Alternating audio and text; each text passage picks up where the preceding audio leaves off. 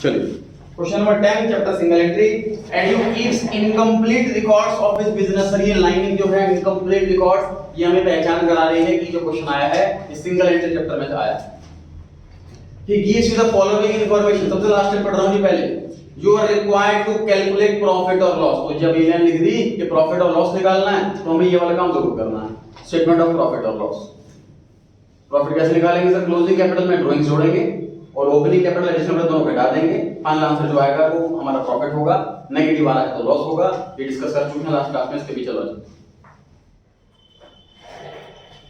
Question में year mention नहीं कर रखा है इसलिए मैंने फॉर द ईयर एंडिंग के बाद डॉट्स लगा दिए हैं।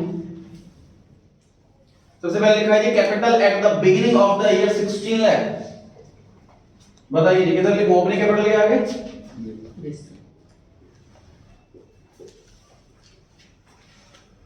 ओपनिंग कैपिटल 16 लाख, बिगिनिंग वाली कैपिटल ओपनिंग वाली कैपिटल 16 लाख। आगे capital at the end of the year मतलब कि क्लोजिंग कैपिटल है ये 12,40,000 closing capital, 12,40,000 closing capital. 5 lakh was withdrawn by him for his personal use। तो सही ड्राइंग्स है, 5 लाख रुपए अपने पर्सनल यूज के लिए विड्रॉ करे हैं, तो ये ड्राइंग्स है।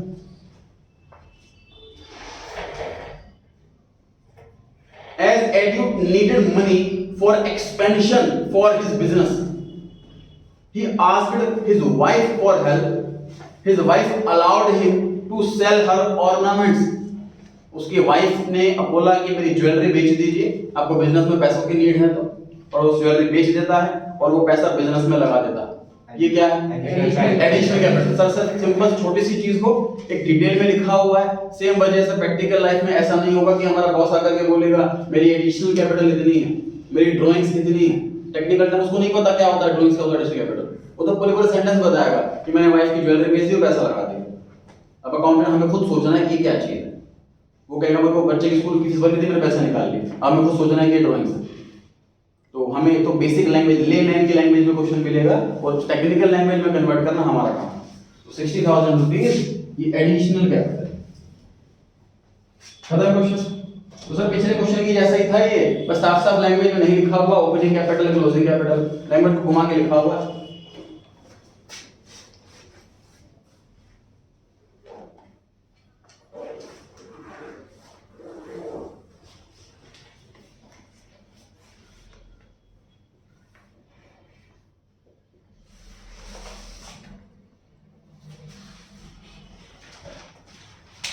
$80,000 80,000 प्रॉफिट आ रहा है।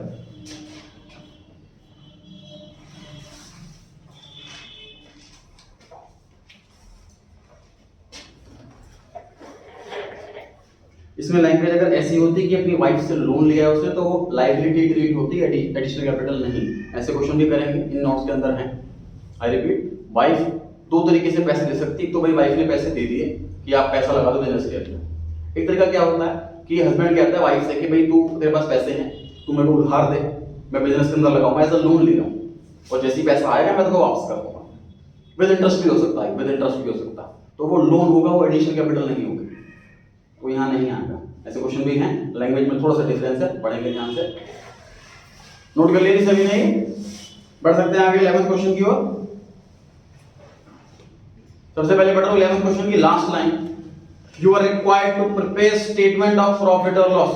तो लिख लीजिए, बना लीजिए फॉर्म, सेम फॉर्मेट बना लीजिए। 11th क्वेश्चन के लिए भी सेम फॉर्मेट।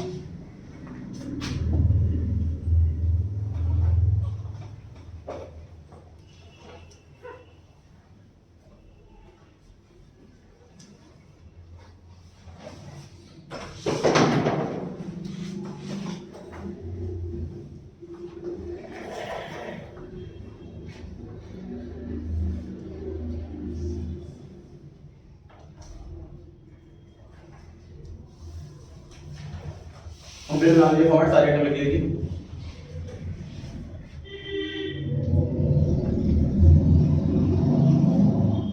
अनुभव क्वेश्चन रीड करें।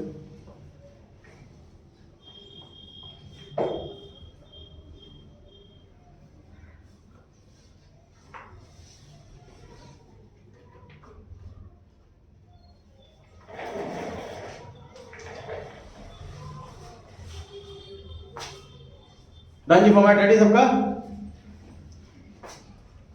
Get started a business on 1 April 14 with investment of 450। ये क्या चीज है बताइए?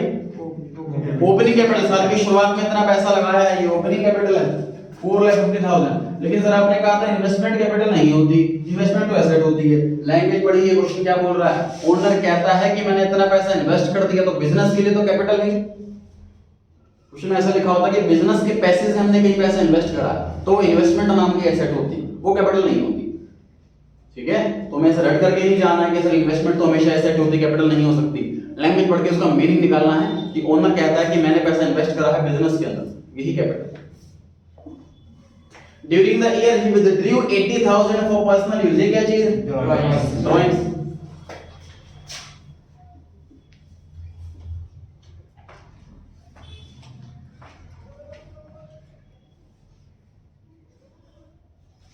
Introduce 14,000 as fresh capital. ये क्या चीज? Additional capital.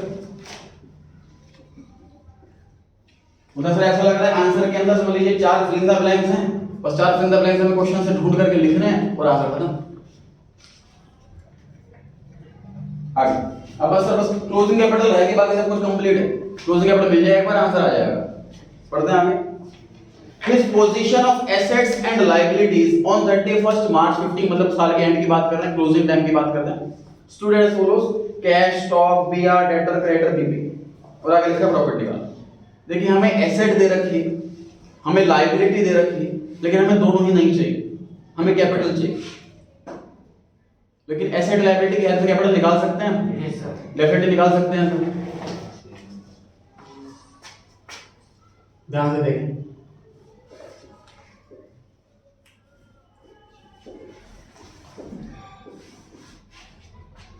और बैलेंस शीट में एसेट भी आती है, लायबिलिटी भी आती है, कैपिटल भी आती है। अगर मैं सारी एसेट लिख लूं और लायबिलिटी लिख लूं तो capital as a balancing figure आ जाएगी।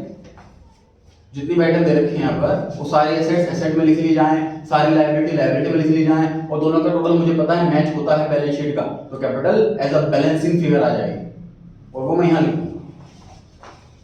क्वेश्चन में ये बैलेंस शीट नहीं मांगी। बैलेंस शीट बनाने की वजह ये है कि हमारे आंसर के अंदर हमें प्रॉफिट निकालने के लिए ये 4 आइटम चाहिए, 4 में से एक चीज मिसिंग है। उस मिसिंग की कैलकुलेशन के लिए हमें ये वाला काम करना पड़ रहा है।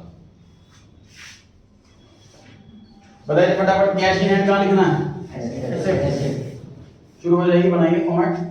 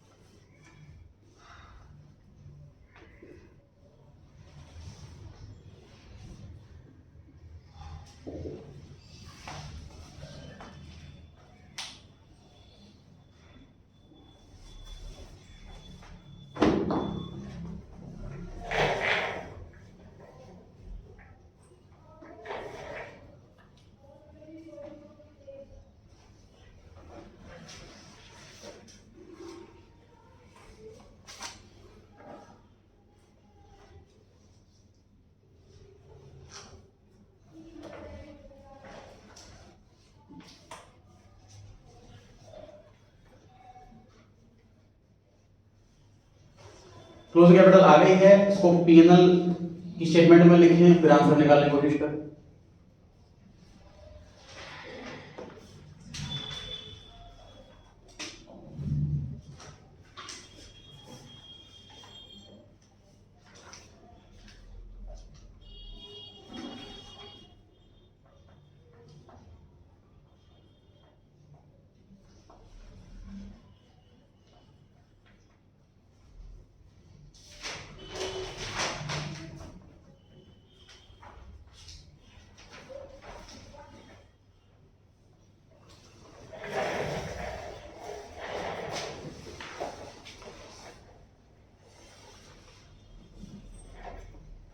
परसों सीए का रिजल्ट आया था, फाउंडेशन और फाइनल का, काफ़ी स्टूडेंट्स क्वालिफाई करे, उनका कॉल वगैरह आया था। जो मेन उन्होंने जो फीडबैक दिया क्लासेस का या बाकी सब चीज़ों का, स्ट्रिक्टनेस।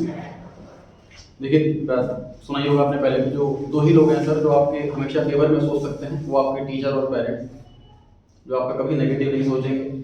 आपको डांट रहे हैं, आप पे स्ट्रिक्टनेस कर रहे हैं, उसमें सिर्फ और सिर्फ आप ही का भला होना है। मेरे पॉइंट ऑफ व्यू से भी जो मैं स्ट्रिक्टनेस दिखा रहा हूँ, या होमवर्क में या टेस्ट में आपको डांटना हो गया, सिर्फ और सिर्फ आपके पॉजिटिव चीज़ के लिए। मेरे को लिटरली मेरे कुछ नहीं जाता, आप चीज़ दे रहे हैं, मैं आपको पढ़ा रहा हूँ, उसके बाद आप घर जाकर पढ़ें ना पढ़ें, टेस्ट दें ना दें, होमवर्क करें ना करें, मेरे पे 1% डिफरेंस नहीं पड़ता। मेरे को ऐसा फील आता है कि हर बच्चा अकाउंट्स की फील्ड में डेफिनेटली कुछ ना कुछ करेगा। मुझे ऐसा फील आता है हर बच्चा सीए करेगा यहाँ।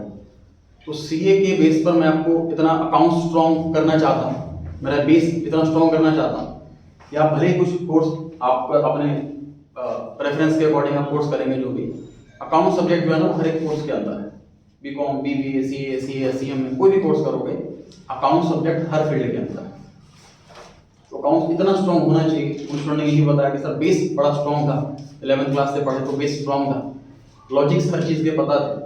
जो और टीचर्स हैं वो कोचिंग वगैरह में बीकॉम जो है उन्होंने क्वालिफाई की है और फिर पढ़ा रहे हैं, तो जो है ना डीपनेस के कॉन्सेप्ट की कि ये लॉजिक क्या है इस चीज़ का, कि ये टर्म कैसे आई, और ये डेबिट ऐड करते हैं तो क्यों ऐड करते हैं, लेस करते हैं तो क्यों लेस करते हैं, प्रैक्टिकल लाइफ में कौन सा टॉपिक कैसे काम आना है, इस चीज़ की जो डेप्थनेस है, ये मेन स्टेम जरूरी होती है। वरना देखिए मार्क्स लाने वाली चीज़ है तो सेल्फ स्टडी से ला सकते हैं आप। टी.एस. ग्रेवाल की बुक बहुत अच्छी बुक बनाई हुई है, हर एक एग्जाम्पल इलस्ट्रेशन एक्सप्लेन किया हुआ है, लॉजिक्स भी बता रखे हैं, लेकिन प्रैक्टिकल लाइफ से जो लिंक वाली जो चीज़ होती है ना वो बुक के अंदर मिसिंग होती है।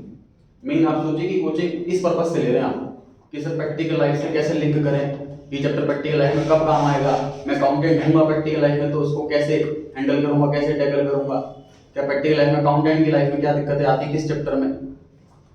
तो ये चीज़ आपको बहुत अच्छे से पता होनी चाहिए, क्योंकि सिर्फ मार्क्स लाना तो विजन नहीं है हमारा। विजन तो एक लग्जरियस लाइफ है। तो हर टेस्ट को, होमवर्क को बड़ा सीरियसली लें, उतनी इजीनेस होती जाएगी आपकी। देखो अभी आप इसको मतलब नहीं लाइटली लोगे, फिर ग्रेजुएशन में चैप्टर दोबारा रिपीट होंगे, बेस वीक रह जाएगा, उस टाइम नहीं पढ़ा, फिर पढ़ना पड़ेगा, बड़ी दिक्कत आएगी।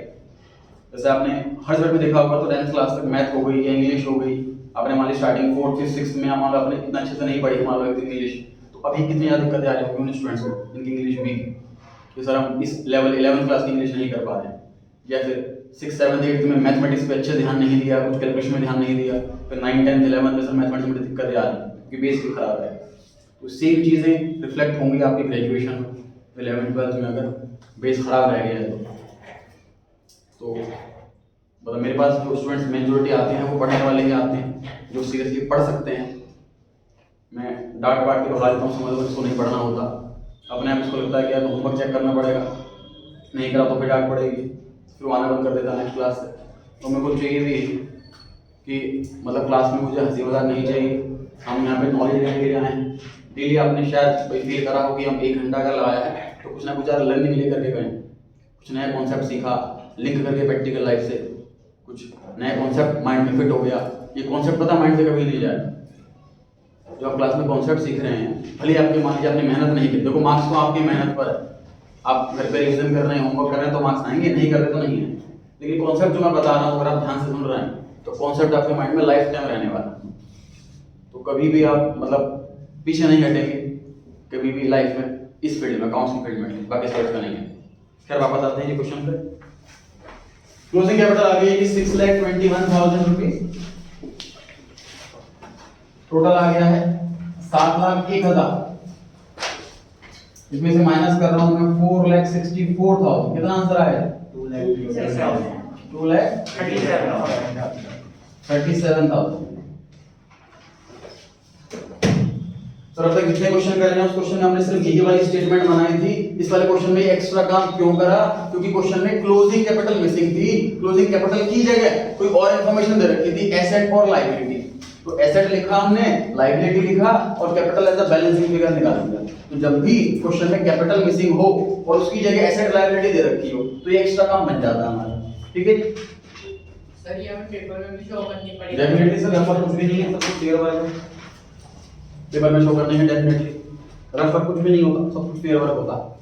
एक चीज और सुनिए जी, बैलेंस शीट टर्म का मैंने आपको लॉजिक बताया था क्या? A sheet of balances, journal entry subsidiary books के बाद लेजर्स बनते हैं। लेजर में कुछ लेजर तो सेटअप हो जाता है, जैसे मैंने राम को मान लो 5,000 का सामान बेचा, उसने 5,000 रुपए दे दिए, बैलेंस शीट ही 0, तो उसको तो बैलेंस बचा ही नहीं, तो वो ट्रायल बैलेंस में भी नहीं आता। जिसका बैलेंस बच जाता बस वही आता है बैलेंस शीट के, इसलिए इसका नाम बैलेंस शीट है। जिस अकाउंट का बैलेंस बच जाता है, फॉर एग्जांपल सेल्स अकाउंट है, पूरे साल ट्रेड करते रहते हैं, जब ट्रेडिंग अकाउंट बनाते हैं तो एंट्री होती है sales to trading, sales account खत्म हो जाता है, क्लोज हो जाता है, उसका बैलेंस भी नहीं बचा, इसलिए वो भी नहीं आया। बैलेंस शीट क्या है सर? बैलेंस शीट एक बस है, इस ईयर के जितने भी अकाउंट अगले साल जाएंगे तो वो इस बस में बैठ करके जाएंगे।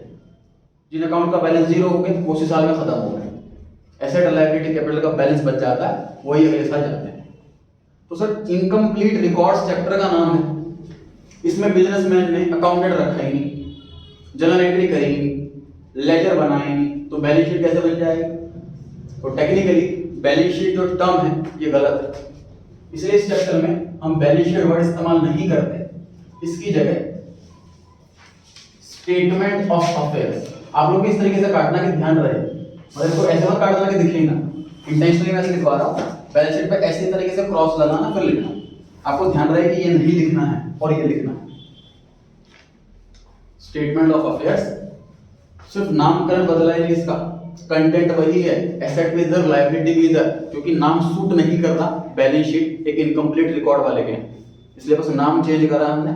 अ स्टेटमेंट ऑफ अफेयर्स एक स्टेटमेंट है, पूरे साल में जो भी उसने ट्रांजैक्शंस वगैरह किए उसके बाद एट द एंड क्या रिजल्ट निकला ये दिखाता है। ध्यान रहेगा जी, तो उस पूरे चैप्टर के अंदर हम बैलेंस शीट कभी नहीं लिखेंगे, हम हमेशा लिखेंगे उसकी जगह स्टेटमेंट ऑफ अफेयर्स। चलिए क्वेश्चन नंबर 12 पर आ गए हम।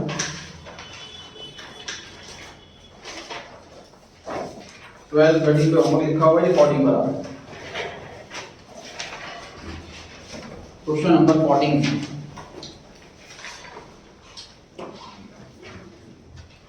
एडू रन्स, पहले पढ़ता हूँ लास्ट लाइन, सबसे पहले last line, calculate the profit और लॉस ऑफ हिज बिजनेस, मतलब ये स्टेटमेंट बनेगी during the year using statement of affair, जो बनाया हुआ है हमने बैलेंस शीट, मतलब इसको बताना पड़ेगा हमें इस क्वेश्चन के अंदर भी, कैपिटल जानने के लिए, इसलिए लिखा हुआ है ये वाला। तो ये वाला फॉर्मेट बना लीजिए।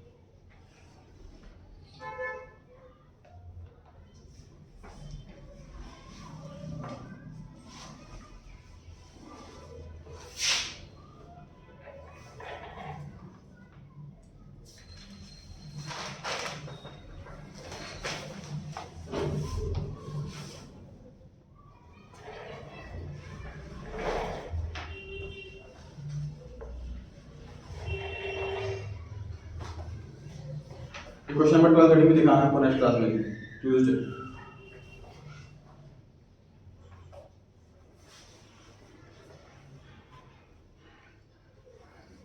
डन जी, रीड करें क्वेश्चन? यस। चलिए, edu runs a small bakery business, he was not maintaining his accounts on the double entry system, again ये पहचान दे रहा है, ये चैप्टर सिमिलरिटी चैप्टर से आया है क्वेश्चन।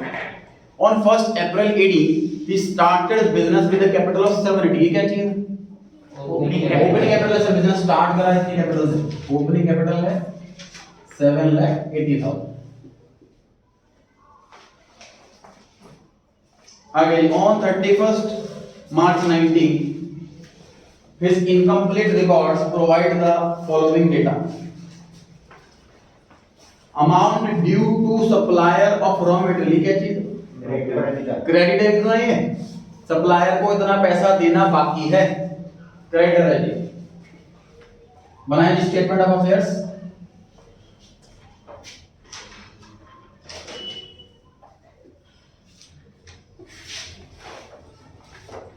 डेट है एज ऑन 31 मार्च 2019, तो यहाँ पे डेट डाल दें।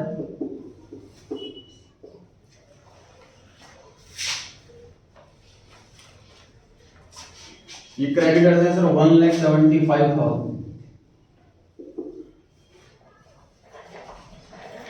Stock of raw material 20,000 and finish goods 25,000। Stock, ठीक है। स्टॉक के नेक्स्ट लाइन में लिखेंगे रॉ मटेरियल, इनर कॉलम में 20,000, फिनिश गुड्स इनर कॉलम में 25,000, आउटर कॉलम में 45,000। स्टॉक की सर चैप्टर 12 क्लास में करेंगे जी। इन्वेंटरी की 4 वैरायटी होती है।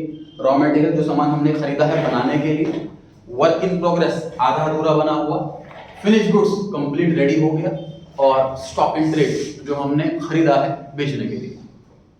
तो 4 वैरायटी होती है स्टॉक की, डिटेल में चर्चा करेंगे 12th क्लास में। इस क्वेश्चन में 2 वैरायटी दे रखी है, रॉ मटेरियल और फिनिश गुड्स। तो स्टॉक की हमने हेडिंग से बनाई, उसके नीचे रॉ मटेरियल इनर कॉलम में लिखा, फिनिश गुड्स इनर कॉलम में लिखा, टोटल आउटर कॉलम में लिखा। Next third point, fixed assets 3,40,000।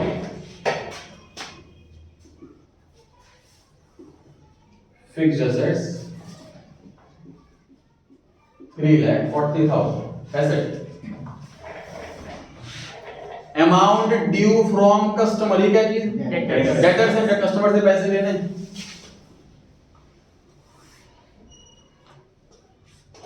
Exam में आप चाहें सेम लैंग्वेज में लिख के आ सकते हैं, amount due from customer same language में लिख के आ सकते हैं, ये बताना चाहिए कि एसेट है कि लायबिलिटी।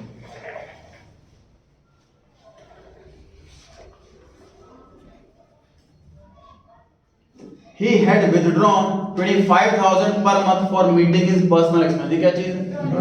ड्राइंग। बताइए सही लिखा है, कुछ मिस्टेक करिए ना। मिस्टेक है, क्या मिस्टेक है? 25,000 सर पर मंथ दे रखा है, और जो प्रॉफिट निकाल रहे हैं वो पूरे ईयर का निकाल रहे हैं, तो हर आइटम की फुल ईयर की आएगी, मंथली नहीं आएगी। तो 25,000 को 12 से मल्टीप्लाई करना ना भूलें।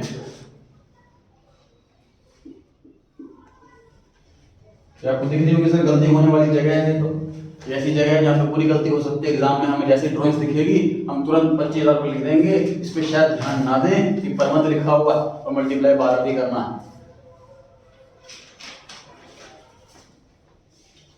पर मंथ वगैरह को हाईलाइट कर लें, ध्यान रखें कि मल्टीप्लाई 12 करना नहीं भूलना है हमें इसमें।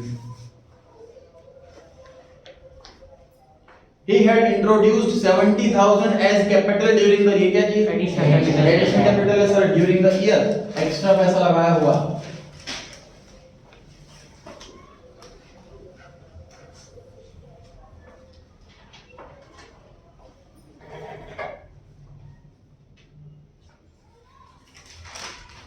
Seventh point, cash at bank 2,10,000 asset।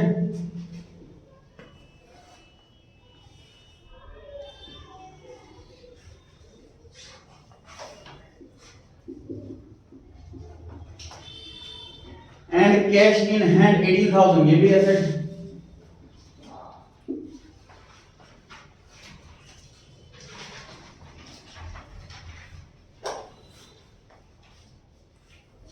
Outstanding electricity bill, liability.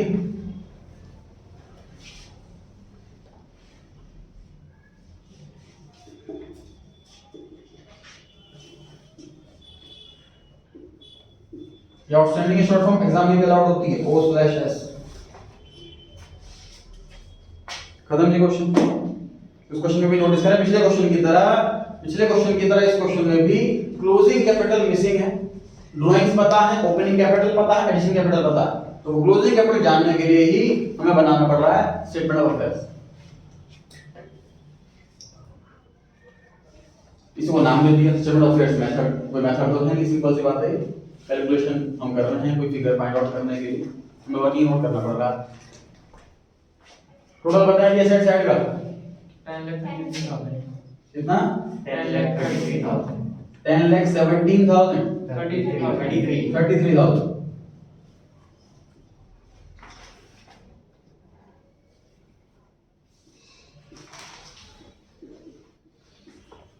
दोनों आइटम माइनस कर दीजिए, बताएं कितना बचा।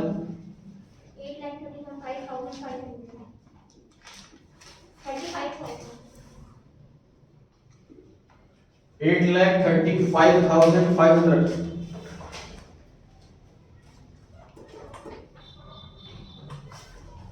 क्लोजिंग कैपिटल ही चाहिए थी, बस वही चीज मिसिंग थी।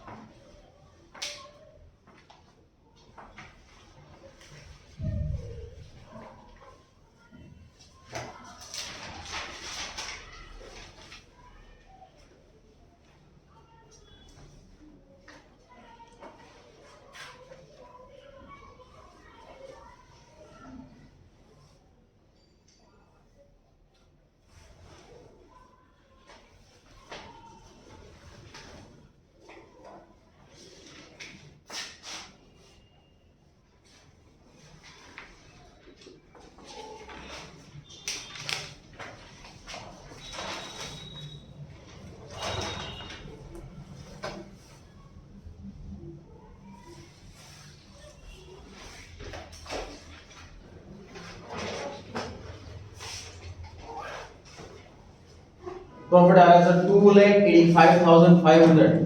पिछले क्वेश्चन में, इस क्वेश्चन में हमने क्या अलग देखा है सर, जो मिस्टेक होने की जगह थी, तो ये अमाउंट ड्यू, ये अमाउंट ड्यू वाली लाइन एक नॉर्मल लाइन नहीं है, नॉर्मल क्वेश्चन के अंदर ये लैंग्वेज नहीं होती है, तो यहाँ शायद कंफ्यूजन हो सकती थी कि ये पता नहीं कहाँ लिखना है। तो उसका मीनिंग निकालना है हमें, हमारा जो ओनर है, प्रोप्राइटर है, वो इस तरीके से बोल रहा है कितना पैसा हमको सप्लायर को देना। डेफिनेटली वो नहीं जानता क्रेडिटर वर्ड क्या होता है, वो नहीं जानता डेटर वर्ड क्या होता है, वो तो ये लैंग्वेज बोलेगा मुझे इतना पैसा सप्लायर को देना, तो हमें समझ जाना कि वो क्रेडिटर लिखा। दूसरी लैंग्वेज में अमाउंट ड्यू फ्रॉम कस्टमर, तो बोलेगा कि कस्टमर से इतना पैसा लेना, वो इस लैंग्वेज में बोलेगा। हमें पता होना चाहिए इसका मतलब होता है कि डेटर, तो हमारी एसेट बन जाएगा। तीसरी गलती उनकी जगह थी ड्राइंग्स पर मंथ दे रखी थी मल्टीप्लाई 12, ये करना भूल सकते थे, इस चीज का ध्यान रखना था। और जो एडजस्टमेंट्स दे रखी हैं 1 से लेके 8 तक, इसी के अंदर मिक्स है ड्राइंग्स भी, इसी के अंदर मिक्स है एडिशनल कैपिटल भी, इसके अंदर मिक्स है एसेट भी, इसी के अंदर मिक्स है लायबिलिटी भी। तुम्हें बड़ा ध्यान से छाटनी है चीजें। एडिशनल कैपिटल उसी जगह पर आएगा, ड्राइंग्स किसी जगह पर आएगा, और गलती होने वाली जगह कई बच्चे क्या करते हैं, ड्राइंग्स यहाँ से माइनस कर लेते हैं, ड्राइंग्स की जगह यहाँ है, हमें क्या करना, हमें तो क्लोजिंग कैपिटल लगाना है। क्लोजिंग पता क्या चीज है, ये जो हमारा बैलेंस शीट फिगर करके आई है, इसमें सब कुछ एडजस्ट हो चुका है ऑलरेडी, ये फाइनल ये आउटर कॉलम है। फिर बताता हूँ, चैप्टर नंबर 20 आपने किया है जी, उसमें आप क्या करते हैं, कैपिटल लिखते हैं, ट्रायल बैलेंस लिखते हैं कैपिटल एडिशनल चैप्टर के अंदर। उसमें हम क्या करते हैं, नेट प्रॉफिट ऐड करते हैं, ड्राइंग्स माइनस करते हैं, फिर जो अमाउंट आता है वो आउटर कॉलम में आता है, ऐसे करते हैं। तो ये जो अमाउंट है ना, ये वाला अमाउंट है, तो इसके अंदर ऑलरेडी ड्राइंग्स एडजस्ट हो गई, ऑलरेडी प्रॉफिट एडजस्ट हो गया, इसलिए हम ड्राइंग्स इसमें से लेस नहीं करते, प्रॉफिट इसमें ऐड नहीं करते, डायरेक्ट हम कैपिटल निकालते हैं आउटर कॉलम। और फिर इसी स्टेटमेंट में हमें पता है क्लोजिंग कैपिटल में कुछ एडजस्टमेंट हो चुकी है, ओपनिंग कैपिटल नहीं हुई है, तो इसकी हेल्प से हम निकालते हैं प्रॉफिट। तो ध्यान रहे, ड्राइंग्स आपको बैलेंस शीट में कैपिटल में से माइनस नहीं करनी है, उसकी जगह स्टेटमेंट ऑफ पी एंड। इसी तरीके से एडिशनल कैपिटल भी आपको यहाँ पर कुछ नहीं करना है, ऐड कर लें बैलेंस शीट के अंदर, इसकी जगह भी स्टेटमेंट ऑफ पी एंड। कोई और एलिमेंट दे रखी हो इंटरेस्ट कैपिटल या कुछ, सब कोई एलिमेंट यहाँ आएंगे, कैपिटल एडजस्टमेंट होगी वो सारी यहाँ आएंगी। कैपिटल के अलावा कोई एडजस्टमेंट है तो यहाँ पर आएंगे, एसेट की हो, लायबिलिटी की हो, वो एडजस्टमेंट सारी की सारी यहाँ आएंगी। कैपिटल एडजस्टमेंट कुछ भी हो, interest capital, interest on drawing वगैरह वगैरह, वो यहाँ पर आएगा। हमने क्वेश्चन किया भी इंटरेस्ट कैपिटल था उसके अंदर 2%, 2 लाख का 4,000 रुपया आ रहा था, वो इसी के अंदर किया था हमने, बैलेंस शीट के अंदर नहीं। ध्यान रहेगा जी, तो ये रिवाइज करके आएंगे। आज इतना है, कल संडे 1 बजे टेस्ट, और ट्यूसडे को कराना है टेस्ट सीरीज 3।